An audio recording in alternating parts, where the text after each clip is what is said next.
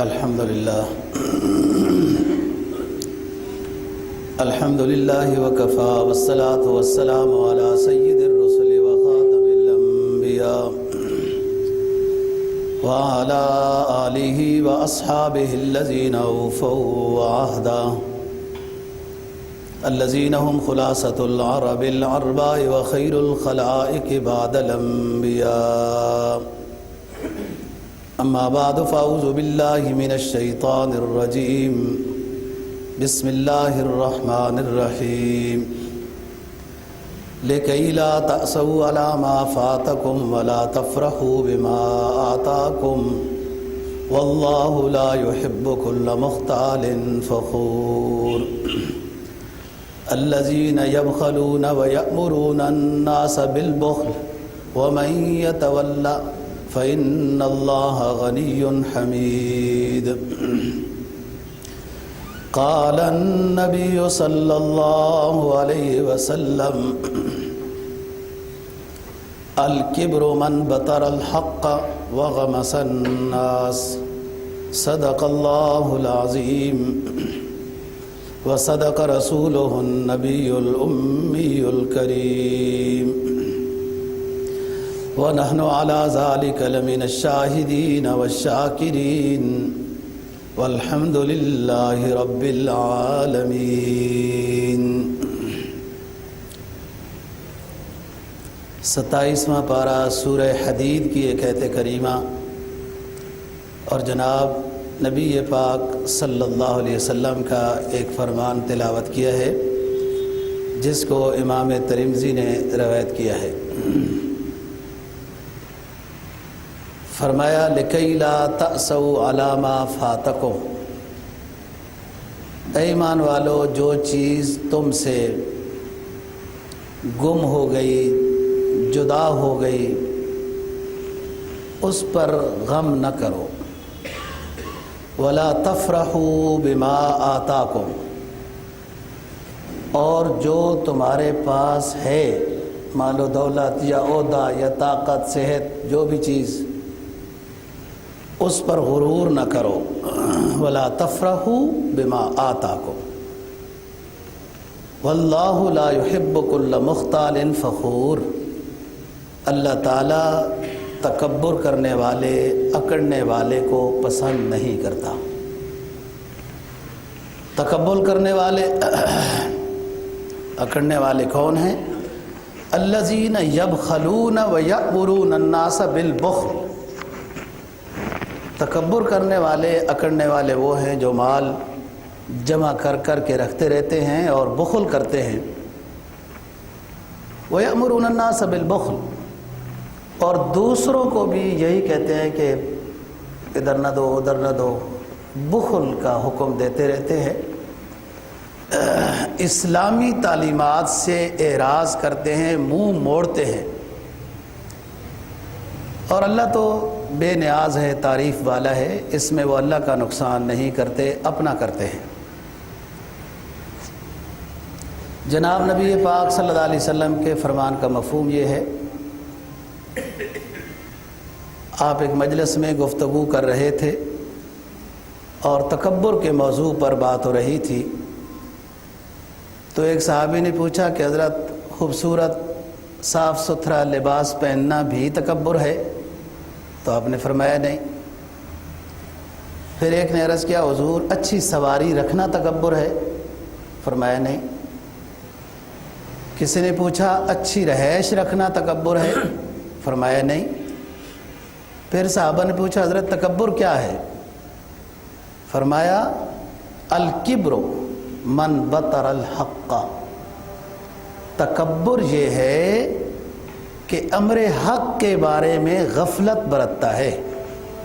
اسلامی حکم، نبی کی سنت کے بارے میں وہ سست ہے، غفلت برتتا ہے، اس پر عمل نہیں کرتا. وغمس الناس. اور لوگوں میں عیب تلاش کرتا رہتا ہے کہ ان میں یہ کمزوری ہے، ان میں یہ کمزوری ہے. خود حق بات کو ماننے اور عمل کرنے میں سست ہے، غفلت برتتا ہے. من بطر الحق، بطرہ کے معنی ہوتے ہیں غافل ہونا. امر حق کے بارے میں جو شخص غفلت برتتا ہے اور لوگوں کی باتیں کرتا رہتا ہے، فلانے میں یہ کمزوری، فلانے میں یہ کمزوری، یہ شخص متکبر ہے کہ حق بات کو خود اپنائے، اپنے اوپر اس کو عمل میں لائے اور دوسروں کی اصلاح کے لیے غیبت کے بجائے ان سے ہمدردانہ بات کرے، واعظ و نصیحت کرے تاکہ ان میں یہ خوبی آئے اور یہ عیب ان سے دور ہو اور ان کے لیے دعا کرے۔ جس طرح ہم گزشتہ گناہ کبیرہ کے بارے میں بات کر رہے ہیں، جیسے غصہ کرنا بیجا گناہ کبیرہ ہے، اسی طریقے سے تکبر کرنا بھی بہت بڑا گناہ کبیرہ ہے۔ اور انسان جو تکبر کرتا ہے، مین بات یہ ہے کہ وہ دین سے دور ہے، اسلامی تعلیمات سے غافل ہے، فکر آخرت اس کو ابھی نصیب نہیں ہوئی، اپنا ابھی مراقبہ نہیں کیا، اپنے آپ کو ابھی نہیں سمجھا کہ میرے پاس کیا کچھ ہے، کیا ہونا چاہیے۔ اس دنیا کے لحاظ سے تو سوچ ہے، آخرت کے لحاظ سے میرے پاس کیا ہے۔ تو دین کی دوری اور دنیاوی وڈیروں کی صحبت، بے دینوں کی صحبت انسان کو اسی طرح کے رنگ میں رنگ دیتی ہے۔ صلحاء کی صحبت، نیک لوگوں کی صحبت کا بھی اس میں اثر آتا ہے۔ اور امام غزالی تو فرماتے ہیں کہ کچھ نہ آیا تو اتنا تو آئے گا کہ اتنی دیر تو گناہ نہیں کر سکے گا جتنی دیر کسی نیک کی مجلس میں بیٹھا ہے۔ اور شیخ عطار تو یہ کہتے ہیں کہ جیسے عطر فروش کے پاس جتنی دیر بیٹھے ہیں خوشبو تو آئے گی، اگر نہ بھی خریدا تو۔ نیک کی مجلس میں بیٹھنے سے انسان میں یہ صلاحیت پیدا ہوتی ہے کہ میرے اندر نیکی میں کمی ہے، میں اور اضافہ کروں۔ اور یہ چیز کہ نیکی میں مسابقت کرنا شرعاً مطلوب ہے۔ قرآن اعلان کرتا ہے سابقوا الی مغفرۃ من ربکم وجنۃ عرضها السماوات والارض اعدت للمتقین، جلدی کرو، اپنے گناہوں کی معافی جلدی کراؤ، اللہ سے جنت الفردوس مانگو۔ اللہ نے نیک لوگوں کے لیے جنت تیار کر کے رکھی ہے تو ہم کیوں نہیں مانگتے؟ دوسرے مقام پہ فرمایا فاستبقوا الخیرات، تمام نیکی کے کاموں میں آگے بڑھو، ایک دوسرے سے نیکی کے کاموں میں آگے بڑھو۔ نظام الٹ ہے، دوسری چیزوں میں آگے بڑھنے کی فکر میں لگے رہتے ہیں۔ تو فرمایا کہ نیک کی صحبت میں بیٹھنے سے طلب پیدا ہوگی کہ میرے اندر نیکی کی کمی ہے، عاجزی آئے گی، تکبر رخصت ہوگا۔ اور جن میں تکبر آتا ہے وہ دین کی اصلی روح سے دور ہوتے ہیں۔ یہ جملہ یاد رکھنا، جن میں تکبر اور بڑھائی آتی ہے وہ اسلام کی اصلی روح سے دور ہوتے ہیں۔ عالم میں بھی تکبر آ سکتا ہے، حافظ قاری میں بھی آ سکتا ہے، عبادت گزار جو اللہ اللہ کر رہا ہے اس میں بھی تکبر آ سکتا ہے، جب اصل روح سے دوری ہو۔ اور حسب نسب سے لوگ تکبر کرتے ہیں، میرا خاندان اونچا ہے، میں فلانے علاقے کا ہوں، میں عرب ہوں، فلانے عجم ہے۔ حسن سے تکبر آتا ہے کہ میں بڑا خوبصورت ہوں، مال و دولت سے تکبر آتا ہے کہ میرے پاس تو بہت مال ہے، لوگ تو ایسے حقیر فقیر ہیں، منگتے ہیں، سوالی ہیں۔ طاقت سے تکبر آتا ہے کہ میں بڑا بہادر ہوں اور یوں ہوں، اور خطرہ ہے کہ ریاکاری میں، مجاہد جب ریاکاری میں چلا جائے تو عذاب بھی بڑا سخت ہے۔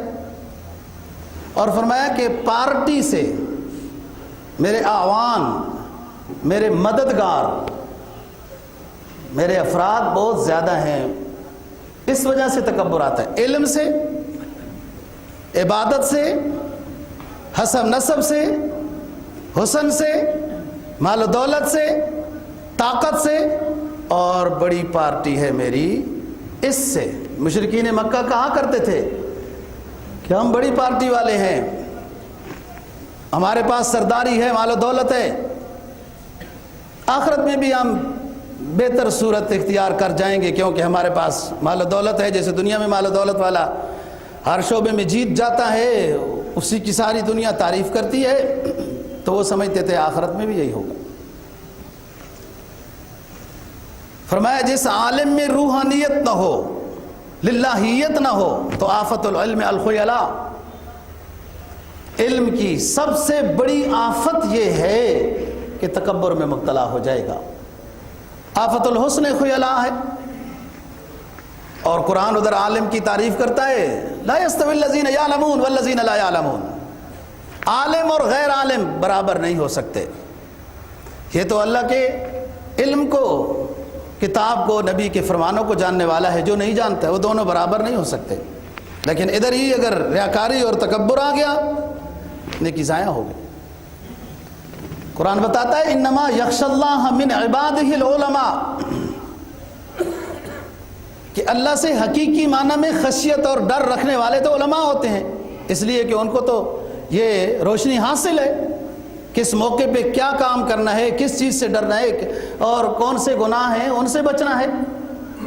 خیر عالم کو بعض دفعہ اتنی باتیں نہیں پتہ ہوتی، یہی وجہ ہے عالم گناہ گار کو سزا زیادہ ہوگی کہ علم تھا اس کے پاس، اور جو جاہل گناہ گار ہوگا وہ اس کو معاف نہیں کیا جائے گا، سزا ہوگی، وہ جاہل رہا کیوں ہے؟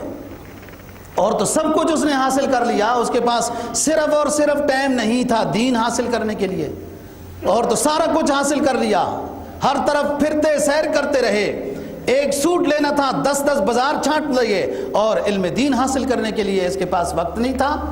یہ جاہل بھی معذور نہیں ہے، لیکن سزا عالم کو زیادہ ہے کہ اس کے پاس یہ چیز اور روشنی حاصل تھی۔ نبی پاک صلی اللہ علیہ وسلم کی دعا ہے، اللہم انی اسألک علما نافعا، اے اللہ علم نافع عطا فرما۔ جو بھی علم ہو جس کے پاس، وہ علم نافع ہونا چاہیے۔ علم نافع کیا ہے؟ کہ اس علم کے مطابق عمل ہو۔ جس شخص کو پتہ ہے جھوٹ بولنا گناہ ہے، بد نظری کرنا گناہ ہے، دھوکہ کرنا گناہ ہے، فراڈ کرنا گناہ ہے، نماز چھوڑنا گناہ ہے وغیرہ، یہ سب کو، یہ علم تو سب کو ہے، اگر اس علم کے مطابق عمل نہیں تو علم نافع نہیں ہے۔ علم نافع وہ ہے جو انسان کو عمل کی طرف لے جائے۔ بہت سارے اچھے کاموں کا ہمیں پتہ ہے، بہت سارے گناہوں کا ہمیں پتہ ہے، بہت سارے مکروہات کا ہمیں پتہ ہے، بہت سارے ثواب اور سنتوں کا، مستحبات کا ہمیں پتہ ہے، اور اس میں سستی ہو رہی ہے۔ تو علم ہونے کے باوجود اگر عمل نہ ہوا تو سزا زیادہ ہوگی۔ جناب نبی پاک صلی اللہ علیہ وسلم نے اس امت کے بارے میں، یعنی بعد کے لوگوں کے بارے میں یہ فرمایا، سیاتی علی الناس زمان، سیاتی علی الناس زمان من تمسک فیہ ما انتم علیہ، من تمسک فیہ بعشر ما انتم علیہ نجا۔ ایک زمانہ آئے گا اے میرے صحابہ، ایک زمانہ آئے گا بعد میں، تم جتنے اسلام پر عمل کر رہے ہو اس میں سے کچھ کم اسلام پر بھی ان لوگوں نے عمل کر لیا تو نجات پا جائیں گے، کیونکہ وہ مشکل دور ہوگا، فتن کا دور ہوگا۔ تو بات یہ ہے کہ جتنا علم ہے اس کے مطابق عمل۔ دوسری تکبر کی وجہ کہ میں بڑا عبادت گزار ہوں، دنیا عبادت کرتی نہیں ہے۔ بہت سارے لوگ اپنی نیکی کو جب تک بتا نہ سکیں تو ان کی نیکی ہضم ہی نہیں ہوتی، کہ فلانا کام کر دیا، فلانا کام کر دیا، یہ بھی اللہ نے کروا لیا، یہ بھی اللہ نے، آپ سے کسی نے پوچھا ہے؟ یہ اللہ نے کروا دیا، یہ اللہ نے، اصل تو بات اپنی نیکی بتانا ہوتی ہے، یہ اللہ نے کروا دیا، یہ اللہ نے کروا دیا، بغیر کسی موضوع کے۔ ہاں کہیں ضرورت ہوتی ہے، کہیں بتانے کی نوبت آ جاتی ہے تو کوئی بات نہیں، لیکن خواہ مخواہ اپنی نیکی کو کہ آج الحمدللہ اچھا ہو گیا، رات کو اٹھنا بھی نصیب ہو گیا، بس کو بہت سے لوگ تو نہیں اٹھتے، ہم تو اٹھ جاتے ہیں۔ شیخ سعدی رحمہ اللہ تعالیٰ نے اپنی خانقاہ کے فقیروں کا واقعہ لکھا کہ ایک فقیر تہجد کے لیے اٹھ گیا، صبح جب واعظ و نصیحت کا درس شروع ہوا تو مجھے کہتا ہے شیخ صاحب اللہ نے اس فقیر کو تو رات کو اٹھا لیا، تہجد بھی پڑھی، مناجات میں بھی مصروف رہا، اور یہ سارے سوئے رہے، بدبخت یہ سارے سوئے رہے۔ شیخ نے کہا دوست تم بھی سوئے رہتے تو اچھا تھا، یہ غیبت تو ان کی نہ کرتے۔ تو یہ بھی ایک روح ہے کہ انسان اپنی نیکی کو حافظ ہو، اس کی حفاظت کرے، اور خواہ مخواہ جہاں ضرورت کہیں پیش آ جائے تو ذکر کرنا الگ بات ہے۔ فرمایا کچھ لوگ ایسے ہیں، نبی پاک صلی اللہ علیہ وسلم نے فرمایا اذا سمعتم من الرجل یقول هلك الناس فهو اهلكهم۔ آپ کچھ لوگوں سے باتیں سنو گے، نبی پاک صلی اللہ علیہ وسلم نے فرمایا تم کچھ لوگوں سے باتیں سنو گے، وہ یوں کہہ رہے ہوں گے لوگ ہلاک ہو گئے، لوگ خراب ہو گئے، پتہ نہیں کیا کر رہے ہیں، لوگوں کا عمل کیا ہو گیا، لوگ ہلاک ہو گئے۔ فرمایا لوگ ہلاک ہوئے یا نہیں ہوئے، فهو اهلكهم، یہ سب سے زیادہ ہلاک ہو گیا ہے کہ اس کو اپنے اعمال کی اور اپنے اصلاح کی فکر نہیں ہے، اور خواہ مخواہ لوگوں کے عیوب کو گردانتا جا رہا ہے، اور تھوڑی سی عبادت کر کے اور یوں ذکر کرتا جا رہا ہے، دوسروں کو اگر حقیر سمجھ رہا ہے تو اور بری بات ہے۔ جناب نبی پاک صلی اللہ علیہ وسلم کا فرمان کفا بالمرء شرا ان یحقر اخاہ المسلم، کفا بالمرء شرا ان یحقر اخاہ المسلم، کسی آدمی کے لیے برا ہونے کے واسطے اتنی ہی بات کافی ہے کہ دوسرے مسلمان بھائی کو وہ حقیر سمجھ رہا ہے، اپنے آپ کو بڑا سمجھ رہا ہے، بھلے مال کے لحاظ سے ہو، عہدے کے لحاظ سے ہو، حسن کے لحاظ سے ہو، صحت اور طاقت کے لحاظ، جس لحاظ سے بھی وہ اپنے آپ کو بڑا، اور دوسرے، اور یہ جتنی نعمتیں ہیں، خواہ علم کی ہے یا عبادت کی ہے، علم کی ہے یا عبادت کی ہے، یا حسب نسب کی، خاندان کی وغیرہ، یہ تو انسان کے اپنے بس کی بات تو نہیں، اللہ کی توفیق سے ان نعمتوں پر تو اللہ کا شکر بجا لانا ہے، نہ یہ کہ تکبر کر کے لوگوں کو حقیر سمجھنا ہے۔ فرمایا وما توفیقی الا باللہ علیہ توکلت و الیہ انیب، وما توفیقی الا باللہ، جو کچھ بھی ہوتا ہے میرے رب کی توفیق سے ہوتا ہے، میں اسی پر بھروسہ، اسی کی طرف رجوع کرتا ہوں۔ جناب نبی پاک صلی اللہ علیہ وسلم کا بھی یہی فرمان علیہ توکلت و الیہ انیب، علیہ فلیتوکل المتوکلون، یہی بات ہے۔ اور لا حول ولا قوت الا باللہ العلی العظیم کی بھی یہی بات ہے کہ گناہوں سے بچنے پر بھی توفیق اللہ ہی دیتا ہے، اور نیکی بجا لانے پر بھی توفیق اللہ ہی دیتا ہے۔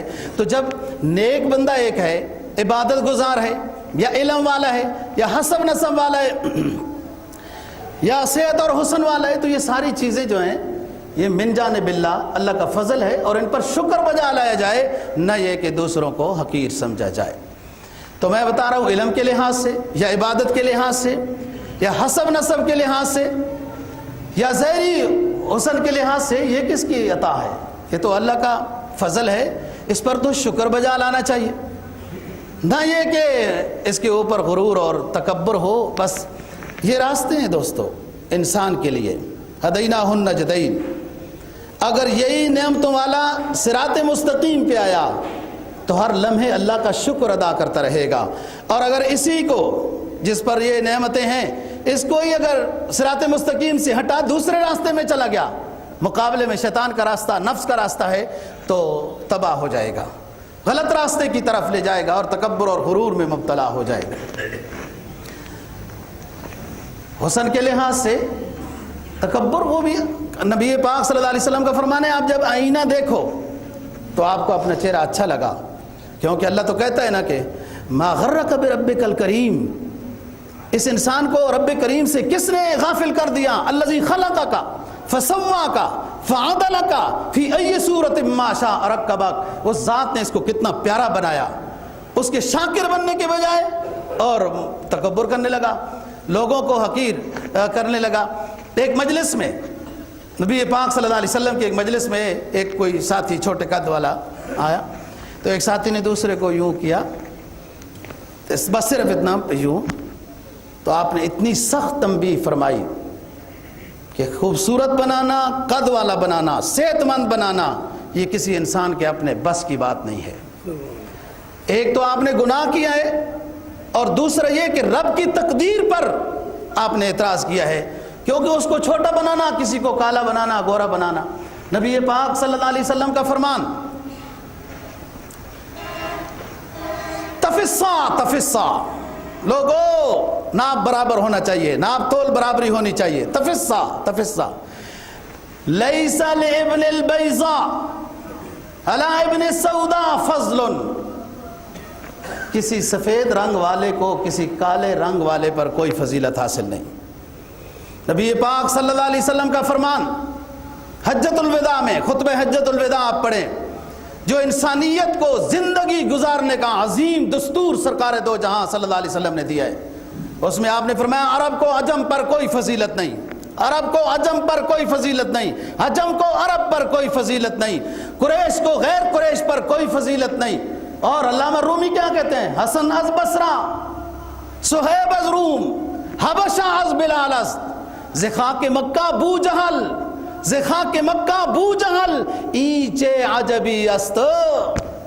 کہتا ہے حسن حضرت حسن یہ بصری رحمہ اللہ تعالی اجلہ تابعین میں سے، فرمایا بصرہ سے آئے اور اتنا اونچا مقام پا گئے، بلال حبشہ سے آئے، اتنا اونچا مقام پایا کہ نبی پاک صلی اللہ علیہ وسلم نے معراج کے سفر سے واپسی میں پوچھا بلال نیکی کیا ہے؟ ہم جنت کا سیر کرنے گئے، تمہارے جوتوں کی کھٹکھٹاہٹ پہلے آ رہی تھی۔ جی بلال حبشہ سے آئے، اگر رنگ و نسل کی بات تھی تو حبشہ والے تو بظاہر بڑے کمزور نظر آتے ہیں کہ ظاہری شکل کے لحاظ سے کالے ہیں وغیرہ وغیرہ۔ حسن از بصرہ، بلال از حبشہ، صہیب از روم است، حضرت صہیب رضی اللہ تعالیٰ روم سے آئے، اتنا اونچا مقام پایا، زخاک مکہ بو جہل اینچے بو لعبی است عجبی است۔ ابو جہل تو مکہ کی مٹی سے پیدا ہوا، کیوں جہنم کا ایندھن بنا؟ ابو لہب نبی پاک صلی اللہ علیہ وسلم کا چچا کیوں جہنم کی ایندھن بنا؟ مکہ کی مٹی کا تھا، خاندان رسول کا تھا، اس لیے کہ اصول سے ہٹ گئے تھے۔ اصول کیا کہتا ہے قرآن؟ یا ایھا الناس انا خلقناکم من ذکر و انثی وجعلناکم شعوبا وقبائل لتعارفوا، یا ایھا الناس انا خلقناکم من ذکر و انثی وجعلناکم شعوبا وقبائل لتعارفوا۔ اے لوگو تم ایک آدم کی اولاد ہو، اپنے حسب نسب پر غرور نہ کرنا، اپنے رنگ روغن پر غرور نہ کرنا۔ ہم نے قبائل بنائے، ہم نے قبائل بنائے لتعارفوا، تاکہ تمہیں جان پہچان کے لحاظ سے آسانی ہو۔ رہی بات کہ ہمیں کون زیادہ پسند ہے، عرب پسند ہے یا عجب پسند ہے، حبشہ پسند ہے یا روم پسند ہے، ہمیں رنگ روغن والا پسند ہے یا کالا پسند ہے، رہی بات ہماری پسند کی تو اعلان سن لو، ان اکرمکم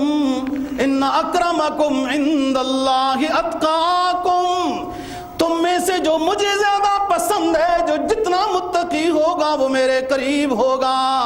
کالے گورے کی فضیلت نہیں، عرب عجم کی فضیلت نہیں، کسی قوم دوسرے قوم کے لحاظ سے مال و دولت غربت کی کوئی بات نہیں۔ ان اکرمکم عند اللہ اتقاکم، تم میں جو زیادہ نیک ہوگا وہ ہمیں زیادہ پسند ہے۔ پھر اتنا پسند ہوا، اتنا پسند کہ کوئی نسب حسب کی بات نہیں۔ تو فرمایا علم کے لحاظ سے تکبر، عبادت کے لحاظ سے تکبر، حسب نسب کے لحاظ سے تکبر، حسن کے لحاظ سے تکبر۔ کہ ابو لہب کو تو ابو لہب کہتے اس لیے تھے کہ اس کا حسن شعلے مارتا تھا، لیکن حسن کی وجہ سے تو کامیابی نہیں ہوتی۔ اور مال و دولت کے لحاظ سے تکبر، مال و دولت تو المال غاد وراہ، آج مال ہے کل نہیں، کوئی پتہ نہیں۔ قرآن مجید نے تفصیل کے ساتھ ایسے واقعات بیان کیے جو اپنے مال و دولت پر، باغوں پر تکبر اور غرور کرنے والے تھے۔ جب صبح اپنے باغوں میں پہنچے تو باغ نظر ہی نہیں آیا، باغ نظر ہی نہیں آیا، کأنہا اعجاز نخل خاویہ فہل تری لہم من باقیہ، سب کچھ ختم نظر آیا اور بھول گئے آپس میں وہ بھائی، جس کو سورہ قلم میں بیان فرمایا کہ آپس میں وہ بھائی ایک دوسرے سے پوچھنے لگے کہ ہم غلط جگہ پہ آ گئے ہیں، ہمارا باغ کسی دوسرے علاقے میں ہے۔ پھر دوسرا کہنے لگا نہیں، وہ فلانے کی زمین تو ساتھ ہی ہے، یہی ہماری جگہ ہے۔ اور ان میں سے جو نیک بھائی تھا وہ کہنے لگا میں جو کہتا تھا کہ اللہ کو یاد کیا کرو اور تم کہتے تھے کہ نہیں یہ مال و دولت ہمارا ہے، آگے بھی ہمارا ہی ہوگا۔ مال و دولت کی کیا کوالٹی ہے؟ مال و دولت تو وہی ہے دوستو جو اللہ کے راستے میں چلا گیا۔ ما تقدموا لانفسکم واقرضوا اللہ قرضا حسنا واقرضوا اللہ قرضا حسنا وما تقدموا لانفسکم من خیر تجدوہ عند اللہ۔ اللہ کو قرض حسنا دو۔ قرض حسنا کیا ہے؟ قرض حسنا وہ ہوتا ہے جب بندہ کسی کو دیتا ہے تو اس کو کہتا ہے 3 مہینے بعد مجھے واپس کر دینا۔ واپسی کے مطالبے والے کو قرض حسنا کہتے ہیں۔ جب واپسی کا مطالبہ نہ ہو تو وہ تو ہدیہ ہے، وہ تو صدقہ ہے۔ واپسی کا مطالبہ ہو قرض حسنا ہے، جتنا پیسہ دیا اتنا واپس لینا۔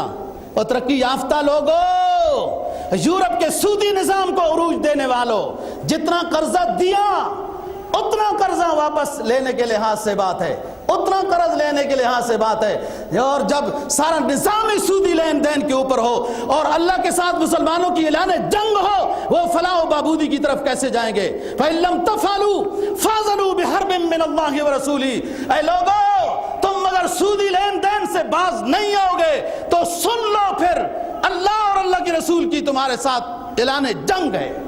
اور کوئی بندہ مجبور ہو جائے، مجبور مضطر مرنے کی نوبت پہ آ جائے، قرآن کہتا ہے ما اہل بہ لغیر اللہ لحم الخنزیر حرمت علیکم المیتۃ والدم ولحم الخنزیر وما اہل لغیر اللہ بہ فمن اضطر غیر باغ ولا عاد فلا اثم علیہ۔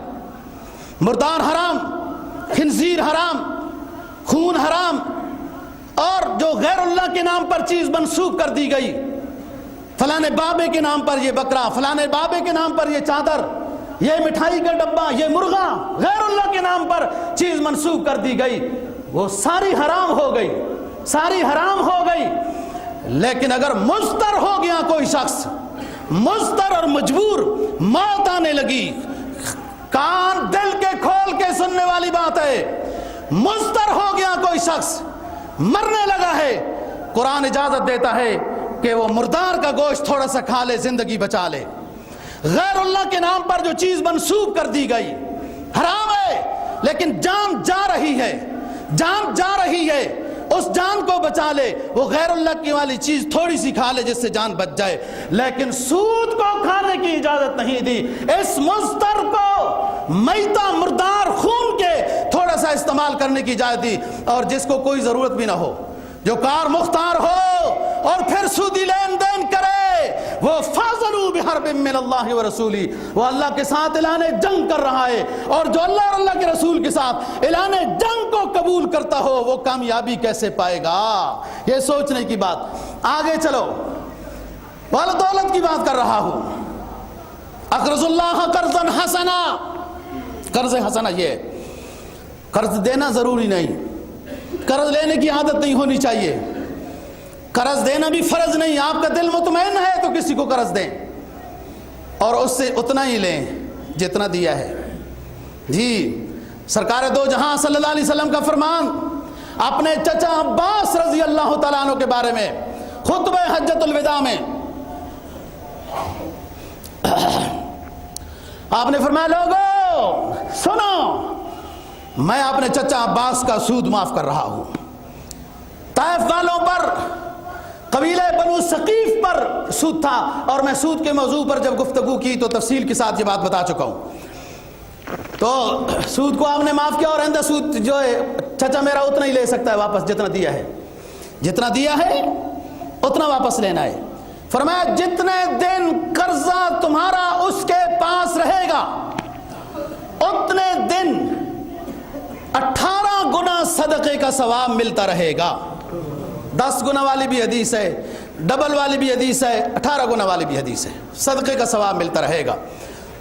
اور فرمایا ما تقدموا لانفسکم من خیر تجدوہ عند اللہ۔ لوگو تم اپنا مال اپنے ہاتھوں سے اپنی نجات کے لیے جب نہیں دے سکتے ہو تو تمہارے مرنے کے بعد تمہارا وارث کون اتنا تم سے محبت کرنے والا ہے کہ تمہارے مال میں سے تمہارے لیے دے گا، جب تم خود نہیں اپنی نجات کے لیے دے سکتے ہو؟ بہتر یہ ہے اپنی نجات کے لیے، اپنی کامیابی کے لیے، اپنے گناہوں کی معافی کے لیے، جہنم کے انگاروں کو بجھانے کے لیے صدقہ دو. ما تقدموا لانفسکم من خیر تجدوہ عند اللہ. اور اس کو ایک تو جہنم کی آگ بجھی، اور دوسرا یہ کہ کئی گنا اللہ عطا کرے گا، اور اس کی جھلک دنیا میں بھی دے دیتا ہے. جو اللہ آخرت میں عظیم نعمتیں عطا کرے گا، اس کی کچھ اثر اللہ تعالیٰ دنیا پر بھی دے دیتا ہے. تو بات کر رہا ہوں، یہ مال و دولت اللہ کی عطا ہے. اور قرآن تو تزکیہ کرتا ہے نا، انسان کے دل کو صاف کرتا ہے، یہ غرور اور تکبر نکالتا ہے. کہتا ہے مما رزقناہم ینفقون، جو ہم نے تمہیں دیا اس میں سے خرچ کرو. یہ بندے کی انا کو مٹا دے، تو کو اتنا کہ تو نہ رہے، تیری ہستی کا یہاں رنگ و بو نہ رہے. ہو میں اتنا مقام پیدا کر کہ بجز ہو کے غیر ہو نہ رہے، کہ اس انا کو مٹانا ہے اسلام نے. مما رزقناہم، اے انسان جو ہم نے تمہیں دیا، جی ہم نے تمہیں دیا جو، اس میں سے خرچ کر. تو ماں کے پیٹ سے تو کپڑے بھی نہیں لے کے آیا تھا، ننگا آیا تھا، اور آہستہ آہستہ بڑھتا گیا. یہ تدریجی مراحل تربیت کے ہم نے تجھے دیے، اور رزق دیا، آج سب کچھ دے دیا ہم نے جو تجھے دیا. یہ انا کو مٹایا ہے، تکبر اور غرور کو مٹایا ہے. جو دہری دنیا ہے نا، دہری دنیا اللہ رسول سے جو دور ہے، وہ کہتی ہے المال و مالی، المال و مالی، مال میری صلاحیت سے مجھے ملا ہے. اور جو نیک بندہ ہے وہ کہتا ہے یہ سب کچھ اور یہ میرا مال میرے رب کا فضل ہے، نبی کی برکت سے عطا کیا ہے. یہ فرق ہے ایمان والے کی کوالٹی کا اور دہریہ کے کوالٹی کا. یہ فرق ہے دل کے روشن کا اور پیٹ کے پجاری کا. جو مادی دنیا تک رہتے ہیں وہ یہاں تک سفر ہے ان کا، اور جو ایمان رکھتے ہیں ان کا سفر دل کی تک ہوتا ہے. جو روحانیت دل میں رکھ کے بیٹھے ہیں وہ کہتے ہیں یہ سب کچھ میرے رب کا ہے، اور اس میں سے دیں گے، خوشی سے دیتے ہیں. تو فرمایا کہ حسب نسب کے لحاظ سے، مال دولت کے لحاظ سے، طاقت کے لحاظ سے. طاقت کیا چیز ہے انسان کی؟ بعض دفعہ یہ بھی آزمائش ہوتی ہے. ہاں جی، فرعون کو 400 سال تک سر میں درد تک نہیں ہوا. نمرود کی حکومت بھی 400 سال بعد لکھی، 300 سال لکھی، بعد نے 600 سال لکھی نمرود کی حکومت. اور بڑا غرور تھا کہ بیمار نہیں ہوا. اور جب آیا اللہ کا امر، مچھر چلا گیا دماغ میں، سر میں مچھر چلا گیا، اور شفا یوں ہوتی تھی کہ جوتے کھاتا رہے. جیسے جوتے مارنے والے تھک جاتے پھر دوسرے بلائے جاتے، کیونکہ جوتا نہ لگتا تو مچھر تکلیف زیادہ دیتا تھا، اور جب جوتا لگتا تھا تکلیف تو ہوتی تھی لیکن جوتے کی تکلیف کم تھی، مچھر کے اندر گنگنانے کی تکلیف زیادہ تھی. طاقت اس کے قبضے میں، ذرا سا سر میں درد آ جائے، کچھ ہو جائے تو انسان کتنا بے بس ہو جاتا ہے. انسان ضعیف ہے، یہ سمجھے میں ضعیف ہوں، پر جو کچھ ہے وہ میرے رب کا فضل ہے. ہر نعمت پر شکر بجا لانا چاہیے. صحت کی نعمت پر بھی شکر بجا لائے. لوگوں نے صرف مال و دولت ملنے پر شکر بجا لاتے ہیں. نہیں، صحت بڑی نعمت ہے، ایمان بڑی نعمت ہے، نیکی کی توفیق بڑی نعمت ہے، اچھی اولاد یہ بڑی نعمت ہے، اچھی بیوی بڑی نعمت ہے، رزق حلال کا کاروبار، رزق حلال کی نوکری بڑی نعمت ہے، اور کچھ ٹائم اچھے لوگوں کے ساتھ گزر جائے یہ بڑی نعمت ہے. رات کی گھڑیوں میں، سناٹوں میں اللہ کی کائنات میں غور و فکر کرنا یہ بڑی نعمت ہے. ان نعمتوں پر بھی شکر بجا لایا کرو، ان میں اضافہ ہوگا. پھر فرمایا طاقت نہیں ہے، فرمایا لا تمشی فی الارض مرحا، لا تمشی فی الارض مرحا انک لن تخرق الارض ولن تبلغ الجبال طولا. اے انسان اکڑ کے کیوں چلتا ہے تو زمین پہ؟ کس کو دکھانا چاہتا ہے؟ تو اکڑ کر چلتا ہے، کیا پہاڑوں کی بلندیوں کو پہنچ جائے گا یا زمین کو چیر پھاڑ دے گا؟ نہیں کر سکتا تو کچھ بھی. حضرت لقمان اپنے لخت جگر کو وصیت کرتے ہیں، لا تسائر خدک للناس ولا تمشی فی الارض مرحا ان اللہ لا يحب كل مختال فخور. اے میرے لخت جگر، تیوڑیاں چڑھا کے لوگوں سے باتیں نہ کرنا، منہ بنا کر.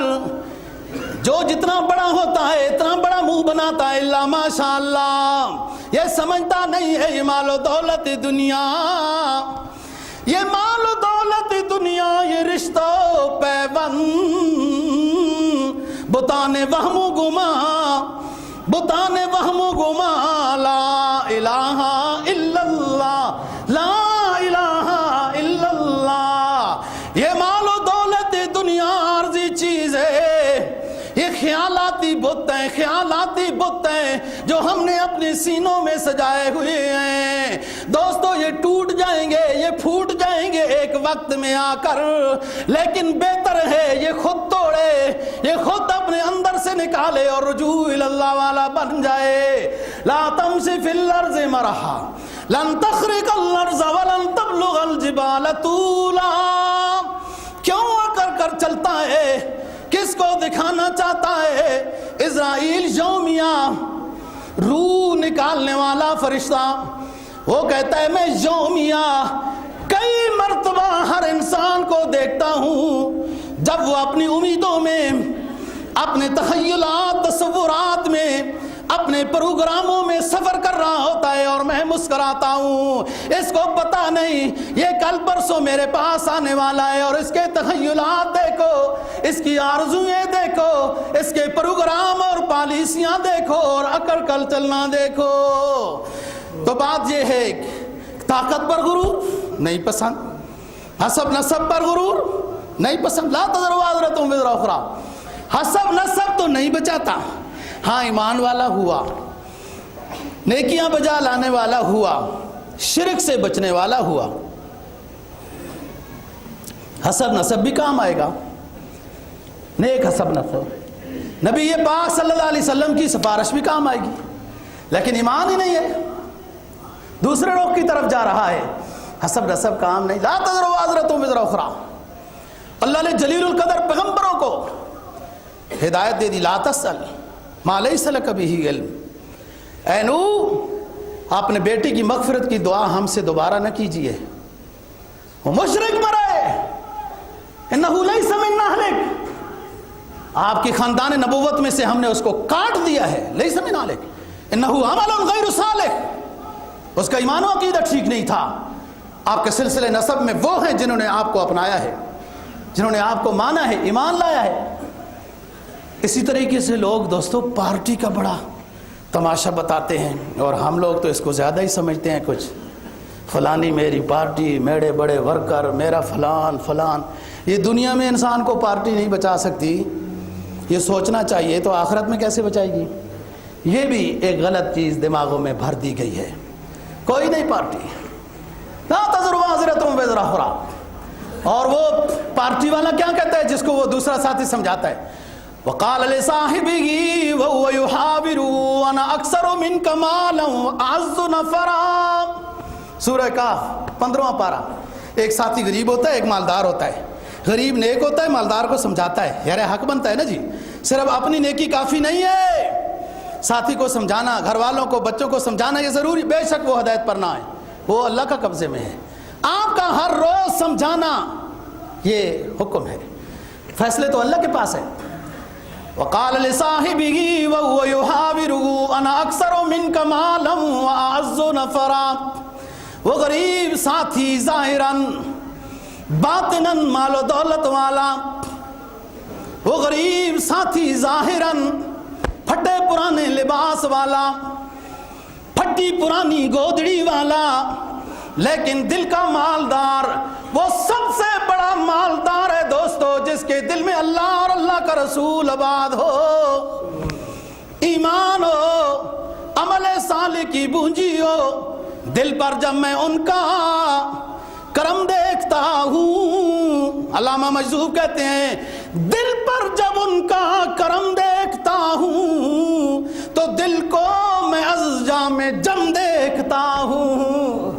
جب دل میں اللہ اور اللہ کے رسول کا ایمان دیکھتا ہوں، اعمال صالحہ کی پونجی دیکھتا ہوں، گناہوں سے نفرت دیکھتا ہوں، انسانیت کی خدمت دیکھتا ہوں، تو میں اپنے دل میں اللہ کا شکر خوشی خوشی سے بجا لاتا ہوں۔ اے میرے رب تیرا کرم ہے نا، تو نے اپنے ہستی میں کچھ متکبر بھی بنائے، تو نے اپنی ہستی میں کچھ غرور کرنے والے بھی بنائے، تو نے اپنی ہستی میں بے نمازی بنائے، کافر بنائے، مشرک بنائے، ظالم بنائے، چور بنائے، بنائے, ڈاکو بنائے. او میرے رب تیرے اوپر عظیم عظیم تیری تعریف کہ تو نے میرے اوپر عظیم کرم کیا, میرے دل میں ایمان لایا, میرے دل میں ایمان دیا, اپنے پیغمبر کی محبت دی, اعمال صالحہ کی پونجی عطا کی.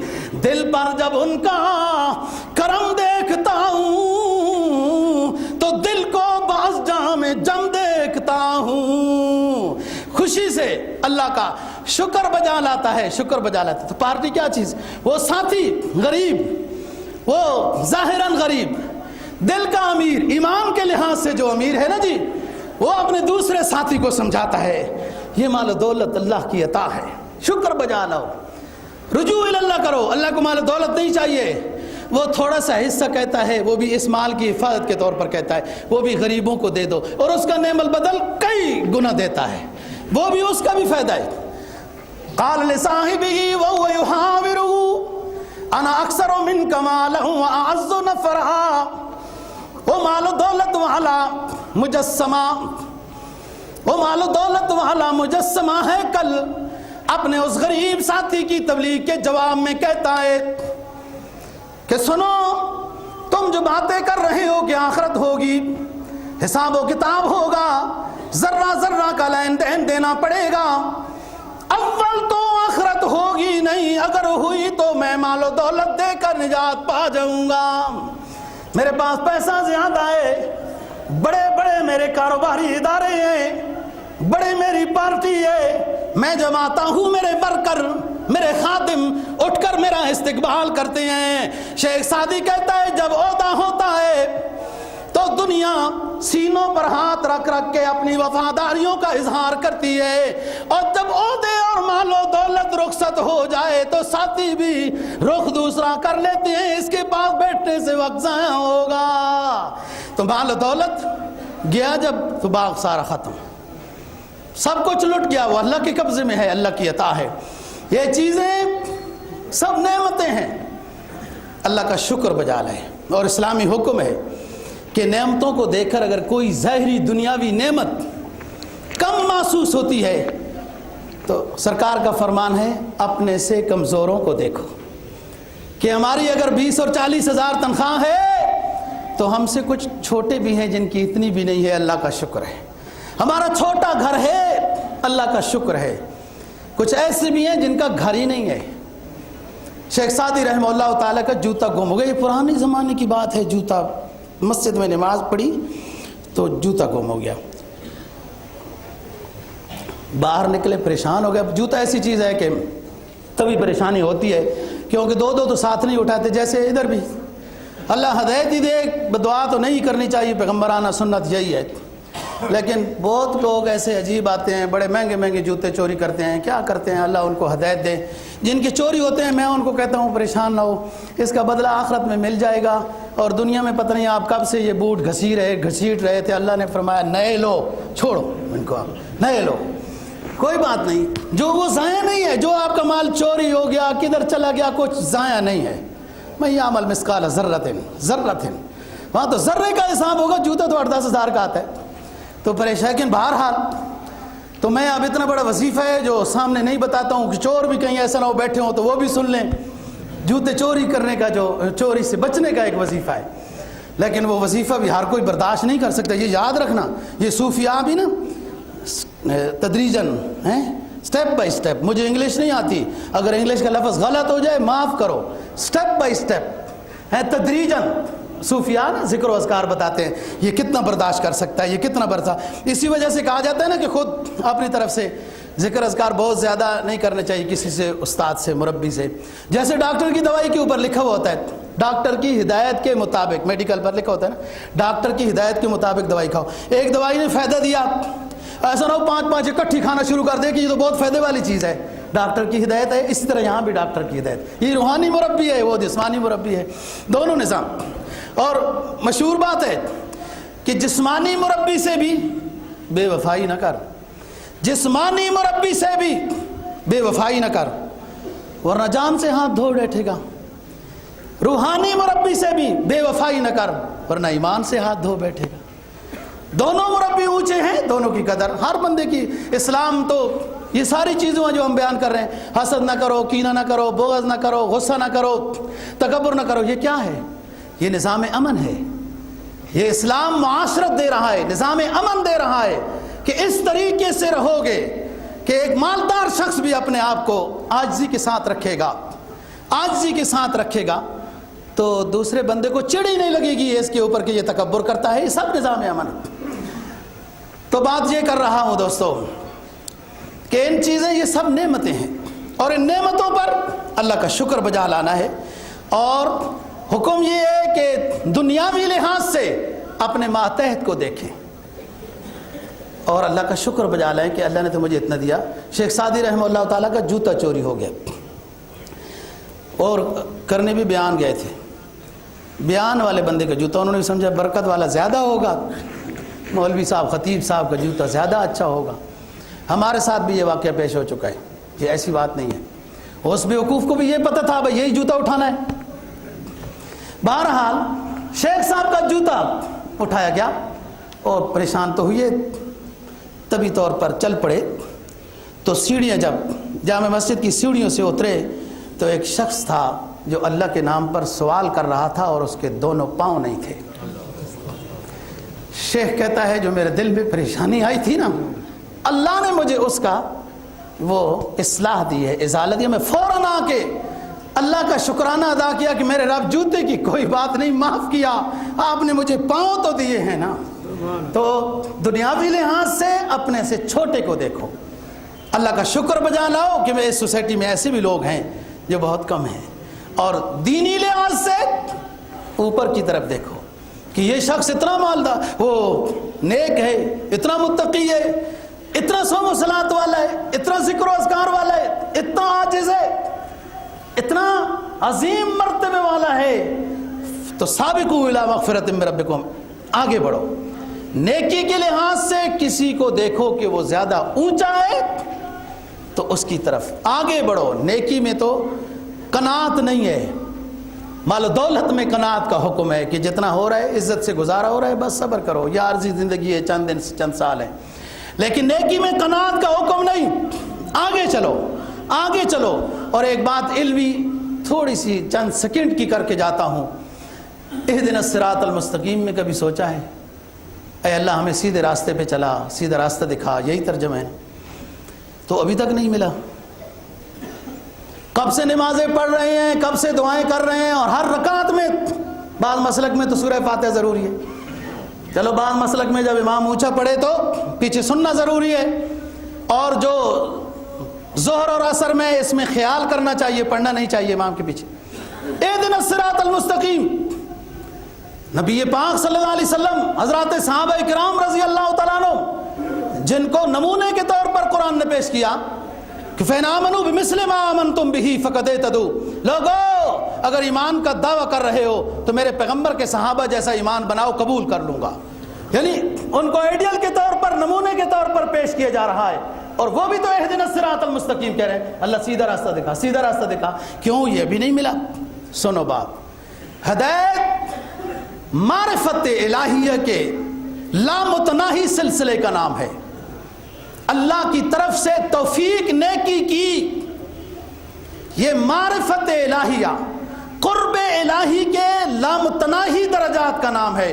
جس کو جتنی ملی وہ کل تو ہو گئی، آج اور زیادہ اللہ کا قرب چاہ رہا ہے، اس لیے ہر روز اہدنا الصراط المستقیم مانگا جا رہا ہے۔ جو ملی شکر، اے اللہ مزید قرب الہی نصیب فرما، اپنا قرب نبی کی شفاعت نصیب فرما، اور آگے بڑھے۔ اور تو نیکی میں اپنے زیادہ نیک کو دیکھ کے نیکی میں اضافہ کرو، مالداری میں اپنے کمزور کو دیکھ کر جو ہے اس پر شکر بجا لاؤ۔ اللہ دین کی سمجھ اور عمل کی